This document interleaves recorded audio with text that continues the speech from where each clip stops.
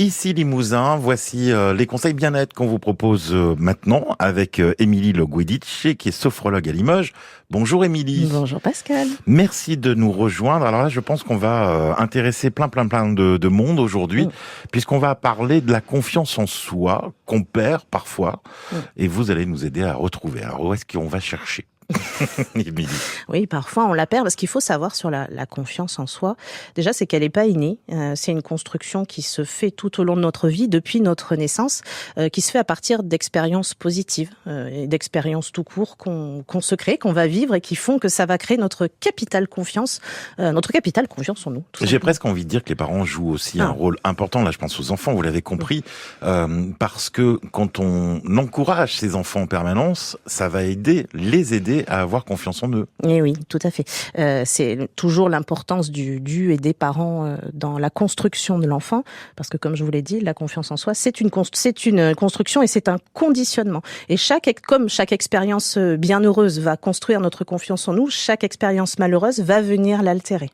Donc favoriser, quand on est parent, la récupération, la confiance en soi de son enfant, c'est augmenter son capital réussite et pas son capital échec, donc lui donner plus de chances dans la vie, bien sûr. Donc quand on est adulte, on perd de temps en temps aussi confiance en soi. Ça peut être déstabilisant et pour des situations importantes, genre un entretien pour un futur emploi. Comment on peut faire justement pour se requinquer, si je puis dire, retrouver une force intérieure?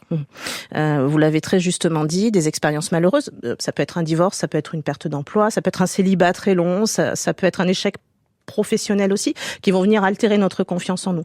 Et si effectivement notre capital de base de confiance en nous est pas très fort, il va falloir venir le renforcer avec la sophrologie. Et s'il est bien existant, c'est du bonus pour nous les thérapeutes pour pouvoir accompagner nos clients. Ce qu'il faut savoir, c'est que le cerveau, il aime beaucoup se repasser des événements positifs parce que ça le rassure, ça le conforte. Et on va justement surfer sur cette vague. Nous, les sophrologues, on va inviter les gens qu'on accompagne sur la reconnexion à ces événements-là. Pour retrouver la confiance en soi, il suffit parfois, alors je dis il suffit, c'est loin d'être facile, mais à partir de plusieurs séances et un accompagnement, on va aider à se reconnecter à ces événements heureux, à aller rechercher ces ressources-là, les revivre, comme se les repasser, mais en se reconnectant aux émotions. Pas juste la scène, mais qu'est-ce qu'on a vécu, qu'est-ce qu'on a pensé, qu'est-ce qui nous traversait à ce moment-là. Et à force de réentraîner, encore une fois, le cerveau à revivre ça, on va gagner, augmenter notre capital confiance.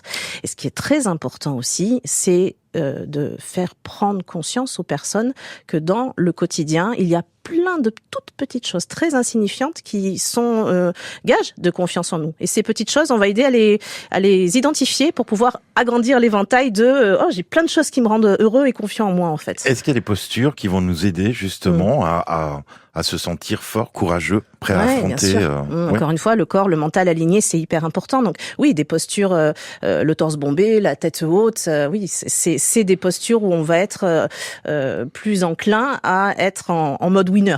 Bien sûr que oui. Je vais refaire le V de la victoire. Oui, c'est ça. J'ai bien compris. Cette journée sera merveilleuse. Ah bah oui, puis là, vous n'avez pas intérêt à traîner sur mon chemin. Attention, j'ai confiance en moi. Merci beaucoup. Merci Pascal. Émilie Le Guidice, sophrologue à Limoges. Et à très bientôt. À bientôt.